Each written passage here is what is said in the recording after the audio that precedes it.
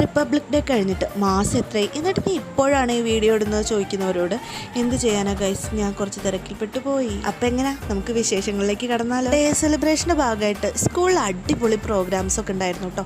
മാർച്ചൊക്കെ നിങ്ങൾ കണ്ടില്ലേ, അതുപോലെ കുട്ടികളുടെ ഡാൻസും പാട്ടും പിന്നെ അവർക്കുള്ള സമ്മാനദാനവും ഒക്കെ ഉണ്ടായിരുന്നു. കൂടാതെ ഞങ്ങളുടെ സീനിയേഴ്സ് 25 പേര് കേട്ടിട്ട് വാങ്ങിയതിൻ്റെ സെലിബ്രേഷൻ വേറെയും. അപ്പോൾ ഈ ജൂനിയേഴ്സായ ഞങ്ങളുടെ വക ഒന്നും ഇല്ലെന്ന് ചോദിച്ചാൽ ഉണ്ടാവേണ്ടതായിരുന്നു. പക്ഷെ ഞങ്ങൾ 4-5 പേരെ വന്നതുള്ളൂ, അതുകൊണ്ട് ഡാൻസ് ഒന്നും നടന്നില്ല. പിന്നെ ഇപ്പം പറഞ്ഞിട്ട് എന്താ കാര്യം, അതുകൊണ്ട് ഞങ്ങൾ അധികം വൈകാതെ അവിടെ നിന്ന് അങ്ങോട്ട് സ്ഥലം കാര്യമാക്കാൻ തീരുമാനിച്ചു. ടീച്ചറോട് പറഞ്ഞ് ഞങ്ങൾ സ്ഥലം വിട്ടു. എങ്ങനെയുണ്ട് ഗൈസ് ഞങ്ങളെ കോളേജും പരിസരവും ഒക്കെ? ഇഷ്ടപ്പെട്ടു. ഞങ്ങൾ പലരും ഇരുചക്ര വാഹന സഞ്ചാരികളാണ്.